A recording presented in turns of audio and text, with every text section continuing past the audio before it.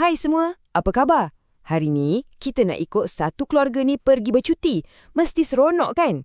Jom kita mulakan? Mesti suka kan? Dapat jalan-jalan, tengok tempat baru, luangkan masa dengan mak ayah dan adik-beradik. Memang best. Okey, inilah dia keluarga Encik Husin. Mereka tengah bercuti di sebuah inap desa yang cantik. Namanya Inap Desa Dahlia. Jom kita masuk dan tengok apa yang ada kat dalam rumah ni. Apa agaknya yang istimewa sangat tentang Inap Desa Dahlia ni ya? Jom kita jadi penyiasat dan cari tahu. Ini Encik Husin, ayah dalam keluarga ni. Tengok muka dia nampak gembira sangat kan? Dia rasa selesa sangat bila masuk je dalam rumah ni. Tapi kenapa ya?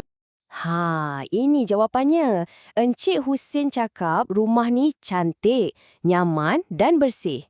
Nyaman tu maksudnya kita rasa tenang, sejuk, seronok je. Dan bersih tu pula, tak ada habuk, tak ada sampah. Memang syok lah duduk tempat macam ni. Okey, dari luang tamu, kita jalan sikit, kita masuk ke dapur pula. Jom tengok apa yang anak perempuan dia, Hajar, nampak kat sini. Ini Hajar. Wah, dia nampak terkejut dan suka sangat bila tengok dapur ni. Kenapa agaknya? Sebab dapur ni kemas sangat. Semuanya tersusun rapi. Jadi, rahsia dapur yang hebat ni, pertama, susun aturnya kemas. Lepas tu, semua barang macam pinggan, cawan sudu, semuanya disimpan elok-elok dalam kabinet. Kabinet tu pula bertutup. Bila semua barang ada tempatnya sendiri, senanglah nak cari barang bila nak masak nanti. Tak adalah kelam kabut. Okey, daripada dapur yang kemas tadi, kita sebenarnya boleh belajar sesuatu yang sangat penting. Rumah yang bersih ada kaitan dengan kesihatan badan kita. Yang ini pula Puan Nurul, isteri Encik Husin.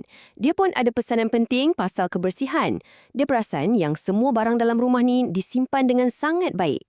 Betul sangat apa yang Puan Nurul fikirkan tu. Cuba bayangkan kalau kita biar je barang-barang kita terdedah, tak simpan dalam almari atau laci, nanti habuk senang je melekat. Bila dah berhabuk, kuman pun suka datang. Itulah yang boleh buat kita sakit. Jadi, kenalah simpan barang elok-elok ya. Jom kita keluar rumah sekejap dengan Nazri. Cuba tengok kawasan sekeliling rumah ni. Bersih kan? Tak ada sampah, tak ada daun-daun kering bersepah. Rasa pun segar je bila duduk kat luar ni. Jadi, inilah beza dia. Kalau tempat kita bersih, badan kita pun sihat.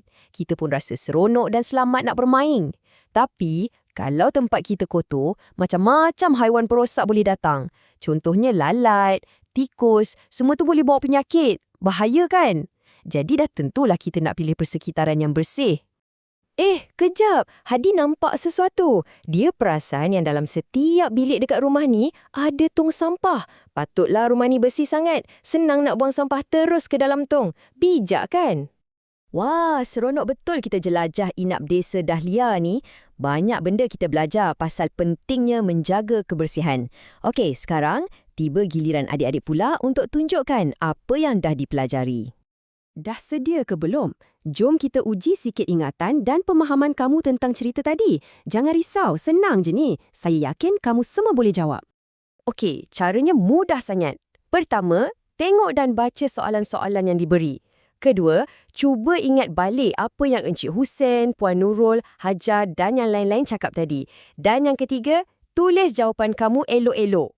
Ingat rumah yang bersih akan buat kita rasa gembira dan sihat. Jadi, jangan lupa amalkan tabiat menjaga kebersihan ni di rumah kita sendiri juga, okey? Selamat menjawab soalan dan semoga berjaya. Kita jumpa lagi.